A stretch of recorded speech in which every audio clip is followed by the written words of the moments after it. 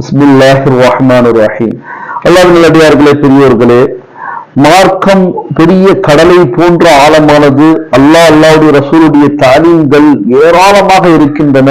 நாம் குறுகிய வட்டத்திலேயே நாம் நம்முடைய பயணங்களை செய்து கொண்டிருக்கின்றோம் என்பதை நான் உணர்த்தவே இப்படிப்பட்ட விஷயங்களை சேகரித்து உங்களுக்கு முன்னால் முன்வைக்கின்றேன்.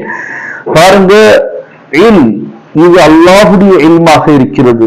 மார்க்கம் அல்லாஹுடைய மார்க்கமாக இருக்கிறது, ரசூலுடைய விளக்கமாக இருக்கிறது. இதன் அடிப்படையில பாத்தீங்கன்னு சொன்னா ஒரு ஹதீஸ் வருது, லா தகுது, நீ காலை பொழுதை வீணாக்காமல் பயன்படுத்திக் கொள்ளுங்கள்.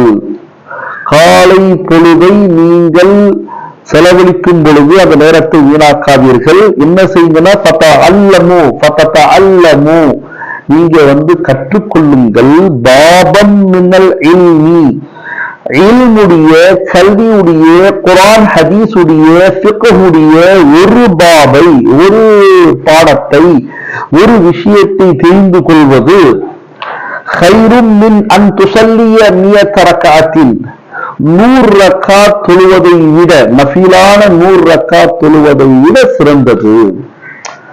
என்ன அழகான ஹதீஸ் பாத்தீங்களா?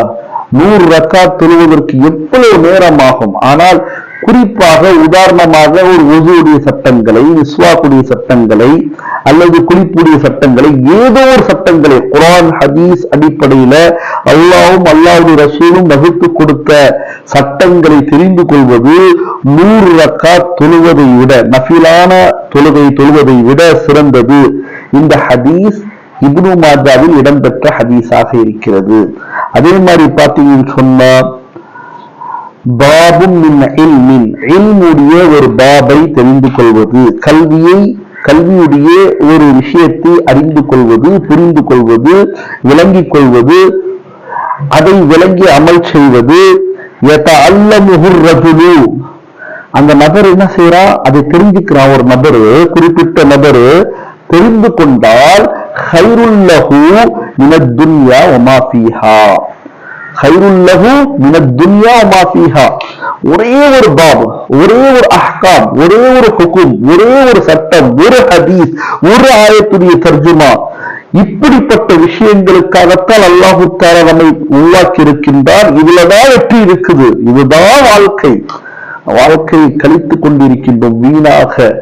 இப்படி தெரிந்து கொண்டால் அந்த தெரிந்து கொள்வது உலகத்தை விட, உலகத்தில் இருக்கக்கூடிய எல்லா வஸ்துக்களை விட சிறந்ததாக இருக்கிறது என்பதாக ரசூலை கரீம் ஸல்லல்லாஹு அலைஹி வஸல்லம் அவர்கள் தெளிவாக கூறினார்கள்.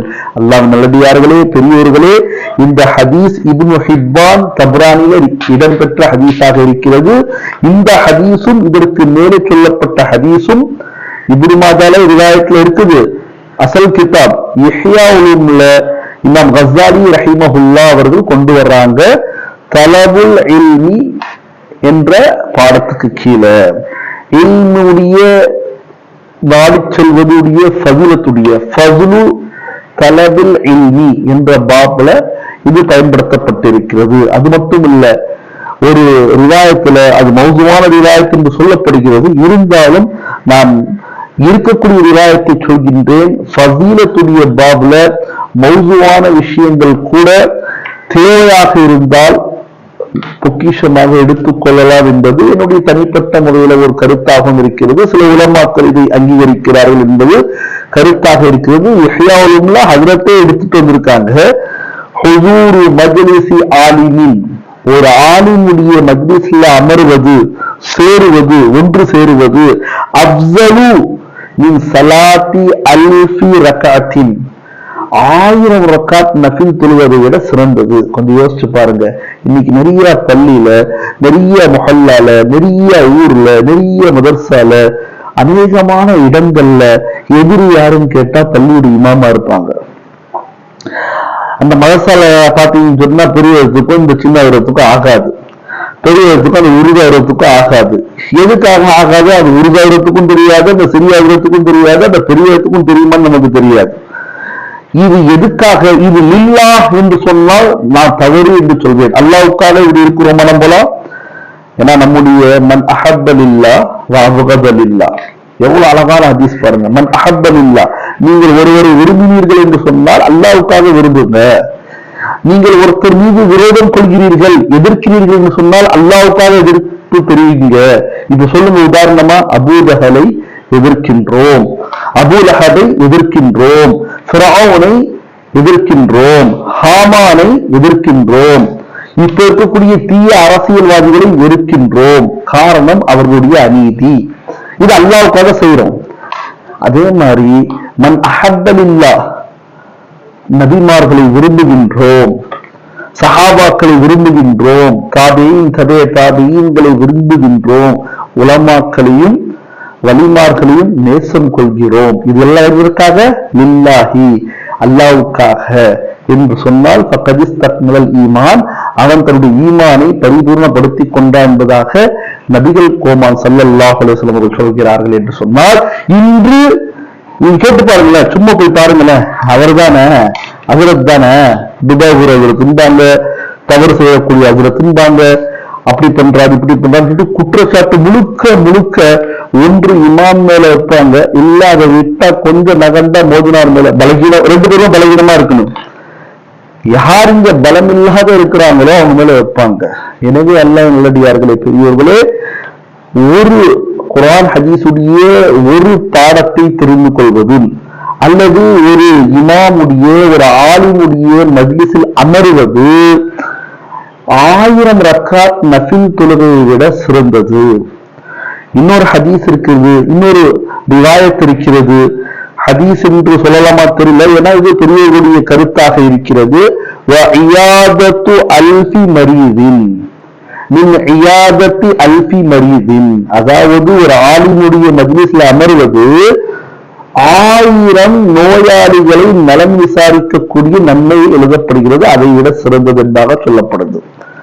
அதே ரிவாயத்துக்கு கீழே வஷுஹூது அல்ஃபி ஜனாஸத்தின், ஜனாசாவில் 1000 ஜனாசாவில் கலந்து கொள்வதை விட சிறந்ததாக இருக்கிறது ஒரு ஆலிமுடைய மஜ்லிஸில். ஆனால் அந்த ஆலிம் நீதியான ஆலிமாக இருக்க வேண்டும், அல்லாஹ்வுடைய ரசூலுடைய உட்பட்டு நடக்கக்கூடிய ஒரு பெருந்தகையாக இருக்க வேண்டும் என்பது என்னுடைய கருத்து இல்ல, குர்ஆன் ஹதீஸுடைய கருத்தாக இருக்கிறது.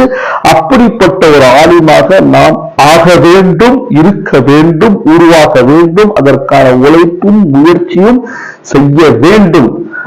எனவேதான் நம்முடைய சொல்லால் செயலால் யாருக்கும் வருத்தப்படாத நடந்துக்கணும். தனி மனித தாக்குதல் என்பது அது அழகான ஒரு மஜ்லிஸ் அல்ல, அழகான ஒரு விஷயம் அல்ல. தனிப்பட்ட முறையில போய் சொல்லலாம், எங்க உங்ககிட்ட இந்த குறை இருக்குது நான் பாக்குறேன், உண்மையில நீங்க குறைய எடுத்துக்கிட்டீங்கன்னா அதை விட்டுருங்க அப்படின்னு தனிப்பட்ட முறையில இஸ்லாஹுடைய வருதுல நோக்கத்துல சரி செய்ய வேண்டும் என்ற ஒரு உரிமையில யாருக்கும் தெரியாமல் திருத்தலாமே தவிர, ஒரு மஜ்லிஸ்ல அமர்ந்து கொண்டு ஒரு தனிப்பட்ட முறையில அவருடைய அமலை சொல்வதோ அவர் செய்ததை சொல்வதோ அது நல்ல ஒரு முன் உதாரணம் அல்ல என்பதை வழங்கிக் கொள்ளுங்கள். எனவே அல்லாஹ் நல்லடியார்களே, பெரியோர்களே, இந்த ரிவாயத்திற்கு கீழே சஹாபாக்கள் கேட்டார்கள், ஃபகீல யா ரசூலல்லாஹ் வமின் கிராஅத்துல் குர்ஆன், குர்ஆனை ஓதுவதும் ஒரு அமலா என்று கேட்கும் பொழுது, குர்ஆனை விளங்காமல் ஓத முடியாது, குர்ஆனை ஓத தெரியாமல் ஓத முடியாது, எனவே அதுவும் தெரிந்து கொண்டுதான் ஓத வேண்டும், எனவே அது ஒரு அமலாகத்தான் இருக்கிறது என்பதாக ரசூல் கரீம் ஸல்லல்லாஹு அலைஹி வஸல்லம் அவர்கள் சொல்லியிருக்கிறார்கள். ஆனால் குர்ஆனை மட்டும் ஓதுவது மட்டும் அதற்குரிய கடமை அல்ல. குர்ஆனுடைய கடமை பார்த்து ஓத வேண்டும், நன்றாக முடிந்தளவு மனனம் செய்ய வேண்டும், அதற்கு பிறகு அவருடைய அர்த்தங்களை, தர்ஜுமாக்களை, பொருள்களை, விளக்கங்களை தெரிந்து கொண்டு அமல் செய்ய வேண்டும், அதற்கு பிறகு அதை எத்தி வைக்க வேண்டும். இத்தனை கடமைகள் இருக்குது. நம்ம என்ன பண்றோம், மக்தப்ல பார்த்து ஓதுறோம், ஹிஃப்ஸ்ல மனப்பாடம் பண்றோம், பார்க்காம ஓதுறோம், அதுக்கு பிறகு முடிஞ்சு போச்சு, கேள்வி முடிஞ்சிருச்சு, அதுக்கு மேல போறதே கிடையாது. இது குர்ஆனுக்கும் அல்லாஹ்வுக்கும் செய்யக்கூடிய துரோகம் அல்லவா? கொஞ்சம் யோசிச்சு பாருங்க.